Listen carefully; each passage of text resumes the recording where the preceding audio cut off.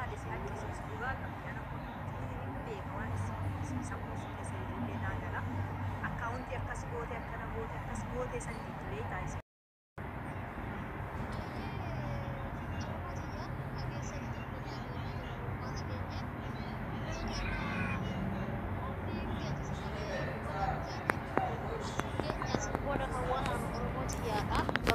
keessan kaaphaa sirraa gadi baastanii gaanja buraan jakaastanii tiktok kana baxaxaxanii suuraa mufraa olirraan kaayyattanii irraan buusne irraan gadi korsiisna torban lama qabnaa torban lamaan tana kottee takkaan dhaabne egaa gaafa torban lamaan har'aa manuma kanaan wal agarree egaa mufraa ol jechuun nama jabdu dhugaa dubbachuuf yaada jabduu qabdi saba ishii kanallee qaanfachiisuu hin barbaaddu. Egaa gaafuma san wal agarra ammas wanni jettan hoo jiraattan balballi keessanii manni keessanii banuu dandeessanii Oromoo tiyyaa waluma qabna jajjabaadhu sin jennaa nasraa teenyaatillee galatoomii dhugaa dubbachuuf yaada kanarratti kan guddaa ifaajessii waan ta'eef nuuf galatoomii jiraadhu ulfaadhu Oromummaa dhugaa jechuun si keessattiin arge dhuguma Oromummaa dhugaa saniin carraaqeeti galatoomii sin jenna obboleettii tiyya eebbifama qeessaa eebbisu atillee mufraa ol teenyaa nuuf jabaadhu jabduu teenya qaxalee teenyaa takkitti warra sikkoo mandoo Oromtittii ganamaa sin jenna jabaadhu Oromoo tiyya kaamaar sin himnaree balballi keessanii ammarraa kaastanii namni as jala jirtan kun mana keessanillee gizee banattan mufraa ol akka geema qabdu nu beeksisaa viidiyoo hojja'aa fi akkuma durshii jaalachaa turtan isinuu hin beektan maal sin himna profaayil kaayyadhaa fi viidiyoo hojja'aa fi sappoortii godhaa qimamoonni mana maadaamii kan gaafsanillee egaa taab gochuun sheer gochuun kan sin ga'u hin jiru hundaayyuu taab gochaa turtanii sheer gochaa turtanii gaafa ishiisan immoo bixii kaasnee asirraa walitti ungurraa walitti cabsinee biraa deemnaa jechuudha. Egaa akkasii isiniin jedha mufraa ol tiyyaa wanni hin jedhu hin jiru ani egaa Oromoo tiyya qabna Oromoon tiyya nu bukkee jirti.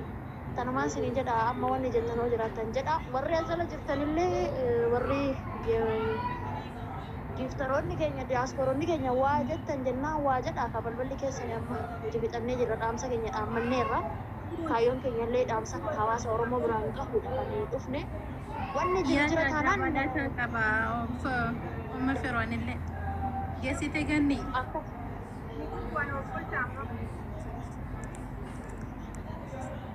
sabo Aduh, namni haa ol seen waan dubbatamu serati ya kan? Wih, apa jeda?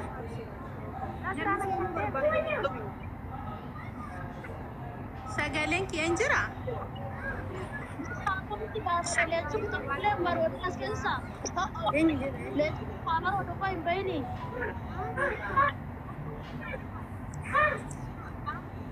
maal jettan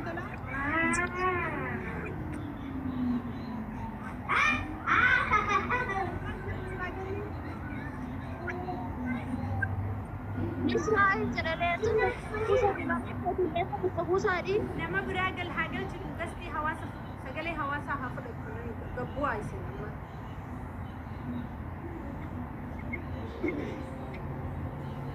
Ganni sagaleen kia dhagayamaa jira moo akkam akkamisi?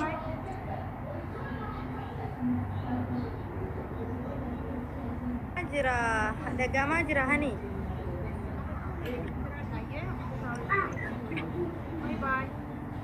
Ayye, bareedduuti galatoomi wallahi anjazaa kee danda'een kafalu rabbi si haa kafalu ulfaadhu nasraati umrii dheeradhu sin jedha.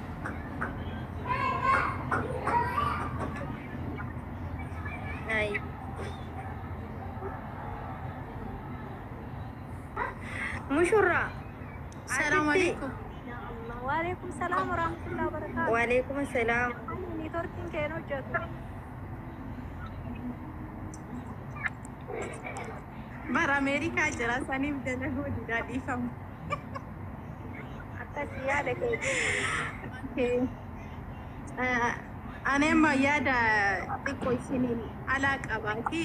Muutii godhimee mufiroo xiqqoo si biraa sagalee jira. Okay, wanti ani jechuu barbaade obboleeyyan tiyya galatooma warroon asitti argamtanillee hundi keessaniyyuu nuuf jiraadhaa isiniin jedha.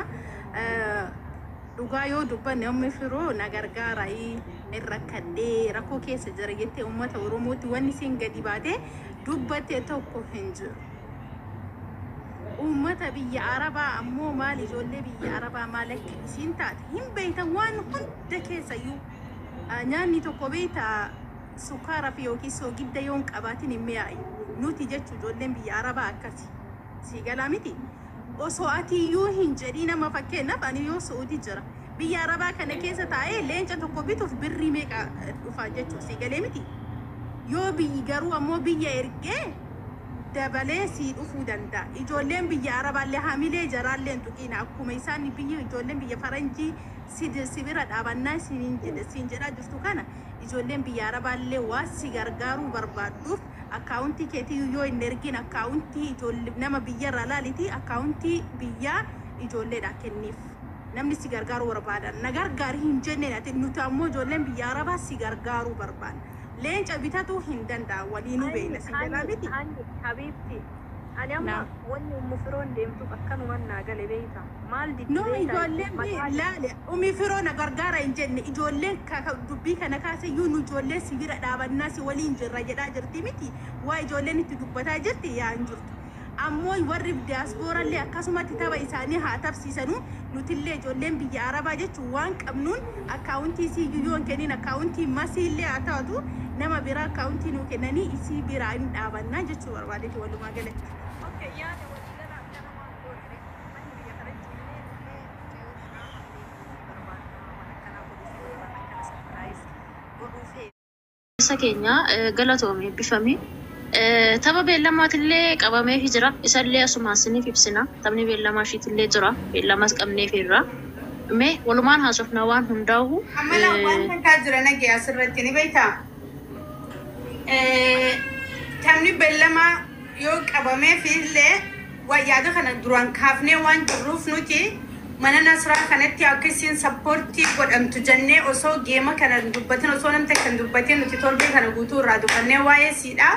Ummata Oromooti gurra buusnee waan jirruufi xiqqaattus guddattus waada ilmaan Oromoo wajjin haasofne galmaan gahuun dirqama nurra jiru sii galee because kalee fiidiyoo dalaynee turre anaa fi ganni Masaradii Umma Firaa'oolii akkasuma namoota biraa kan ammallee asdasti kanarra hin jirre warra gartee miti keessaan nu wajjiniin irratti hojjechaa jiruutu jira.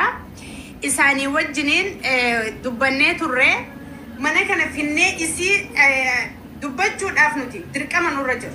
Si galee dirqama nurra jiru because namni mana kanatti isii eegaa jira waan ta'eef. Kanaaf yoo amma geema isii irratti dubbannee wal marannee hawaasa wajjin murteessina. Kanallee si galee murteen kan ummataa fi nuti warra gastii irra jiruuti. Kanaaf nuti waan afaan hawaasni kun kirlis goonee bira kutuu hin qabnu si galee nagi. Si galee yaa maaliif nuti ija hawaasaati. Hawaasa dura deemna hawaasa itti jibuullee nurra hin jiru. Hawaasa kana kalee akkas jenneen nurraanis dantaa isaaniiti jennee laaffisnee ilaaluun hin taatu. Ija faayidaa isiitiin jedheeti malee asuma irratti walii galamee fa'aa osoo mana isii jedhee mana bani mufraa'u. Ergi asirratti achi duwwate ani cufee bahee nuti jalaa koppilinkii godhaa kommentii yaada qaban si barreessaa si hordofna haadhoo kooshi karaa hundaan bara jirraa ati kan walakkaa jirta inshaallah. Deema. Eesh.